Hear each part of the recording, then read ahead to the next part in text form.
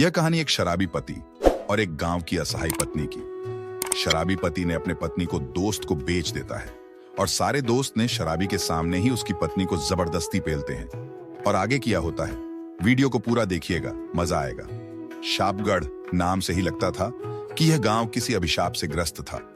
धूल भरी गलियां, सूखे खेत और मेहनतकश किसानों से भरा यह गांव बाहर से शांत दिखता था, लेकिन इसके एक कोने में खड़ी एक जर्जर झोपड़ी हमेशा चर्चा का विषय बनी रहती थी। इस झोपड़ी में रहती थी सुगंधा, एक ऐसी स्त्री जिसके दर्द की गूंज पूरे गांव में थी, मगर जिसे सुनने की हिम्मत किसी में नहीं थी। गांव वाले उसे शांत कहते थे क्योंकि उसने कभी अपनी तकलीफों की शिकायत नहीं की, लेकिन उसकी चुप्पी के पीछे एक लंबी दुखद कहानी छिपी थी। एक ऐसी कहानी जो अपमान और यातना से शुरू होकर बदले और बदलाव तक पहुंचती है।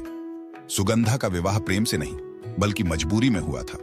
उसके पिता एक गरीब किसान कर्ज के बोझ तले दबे थे। अपनी जमीन बचाने के लिए उन्होंने उसे रघु से ब्याह दिया, जो पैसे देकर किसी बहू की तलाश कर रहा था।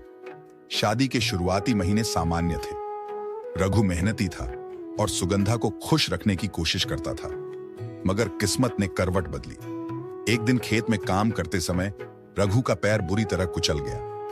वह अपाहिज हो गया और उसके साथ ही उसकी इंसानियत भी। शराब उसका सहारा बन गई। शुरुआत में वह सिर्फ दर्द से बचने के लिए पीता था, लेकिन धीरे धीरे नशे की आग में खुद को झोंक दिया।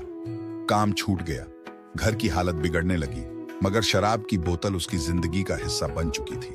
अब घर चलाने की जिम्मेदारी सुगंधा पर थी। एक दिन एक अजनबी उनके घर आया।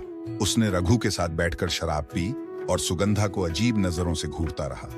जब वह जाने लगा तो रघु ने धीरे से कहा, उसने मेरा कर्ज चुका दिया है, अब तुझे उसका कर्ज चुकाना होगा। सुगंधा कुछ समझ नहीं पाई, लेकिन रात होते ही सच्चाई सामने आ गई। वही अजनबी उसके कमरे में घुस आया और जबरदस्ती अपनी हवस मिटाने लगा। रघु ने उसे बेच दिया था। अब हर रात उसके लिए एक नई यातना लेकर आती। हर दिन रघु किसी नए आदमी को लाता और सुगंधा का शरीर सिर्फ एक सौदे की वस्तु बन चुका था। गांव वालों को सब पता था, मगर किसी ने कुछ नहीं कहा। उनके लिए यह कोई नई बात नहीं थी। मगर फिर एक दिन सुगंधा ने खुद से सवाल किया, क्या यही मेरी जिंदगी है? क्या मैं सिर्फ एक भोग की वस्तु हूं? उस रात जब रघु नशे में धुत होकर सोया, सुगंधा ने अपना सामान बांधा और घर से भाग निकली।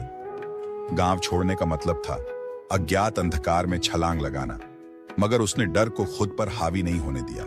शहर में उसने संघर्ष किया, कभी बर्तन मांजे, कभी कपड़े धोए, कभी फैक्ट्री में मजदूरी की, मगर वह नहीं रुकी। फिर उसकी मुलाकात एक एनजीओ से हुई, जिसने उसे पढ़ने का मौका दिया। धीरे धीरे सुगंधा ने अपने पैरों पर खड़ा होना सीख लिया। अब वह शिक्षित, आत्मनिर्भर और मजबूत महिला बन चुकी थी। कई सालों बाद सुगंधा अपने अतीत को देखने के लिए गांव लौटी। वहां उसने देखा रघु अब सिर्फ एक परछाई बन चुका था। वह सड़कों पर भीख मांग रहा था। उसकी आंखों में वह घमंड नहीं था जो कभी सुगंधा को तोड़ने की कोशिश करता था। इस बार सुगंधा ने उसकी मदद करने का फैसला किया। उसने रघु को शहर बुला लिया। अब वह वही आदमी नहीं था जिसने सुगंधा की जिंदगी नर्क बनाई थी। वह एक टूटा हुआ इंसान था जिसने दोबारा जीना सीख लिया था। धीरे धीरे दोनों ने अपनी जिंदगी को फिर से संवार लिया। इस बार बिना मजबूरी, बिना डर, बिना सौदे। अब सुगंधा सिर्फ अपने लिए नहीं बल्कि उन महिलाओं के लिए भी जी रही थी जो कभी उसी की तरह मजबूर थीं। उसने गांव में एक सिलाई केंद्र खोला जहां महिलाएं आत्मनिर्भर बन सकती थीं। रघु ने भी अपनी जिम्मेदारी निभाई। उसने एक छोटी सी दुकान खोल ली और अपनी मेहनत से कमाए पैसों से सुगंधा के लिए एक उपहार खरीदा, चूड़ियों का एक सेट। सुगंधा ने चूड़ियां पहनी, मगर हल्के से मुस्कुराकर कहा, अब मुझे यहां नहीं चाहिए कि कोई और मुझे खुश करने की कोशिश करे। अब मैं अपनी खुशी खुद चुनूंगी। रघु ने यह सुना और पहली बार गर्व से मुस्कुराया। जब गांव की महिलाएं सुगंधा के साथ जुड़ने लगीं, तो पुरुषों का एक तबका असहज हो गया। औरतें घर संभालने के लिए होती हैं, मर्दों से बराबरी करने के लिए नहीं। उन्होंने सुगंधा के खिलाफ अफवाहें फैलानी शुरू कर दी। ये औरत शहर जाकर बिगड़ गई है, अब गांव की औरतों को भी भड़काएगी। पंचायत बुलाई गई और सुगंधा से कहा गया, अगर तुझे गांव में रहना है तो ये सब बंद कर दे। सुगंधा ने शांत स्वर में जवाब दिया, अगर एक औरत अपने पैरों पर खड़ी हो जाए तो इसे भड़काना कहते हो? गांव की महिलाओं ने यह सुना और शोर मचा दिया। पूरा गांव इकट्ठा हो गया और उन लोगों को पीछे हटना पड़ा। अब साफ हो गया था कि सुगंधा की लड़ाई अभी खत्म नहीं हुई थी। रघु ने भी देखा कि अब उसे सिर्फ पति नहीं बल्कि एक साथी बनना होगा। उसने उन पुरुषों से बात करनी शुरू की जो बदलाव के खिलाफ थे। मैं भी कभी तुम्हारी तरह सोचता था, मगर क्या हमें अपनी औरतों की मजबूरी देखकर खुशी मिलती है? धीरे धीरे कुछ पुरुषों का रवैया बदलने लगा, मगर कुछ लोग अब भी सुगंधा के खिलाफ थे।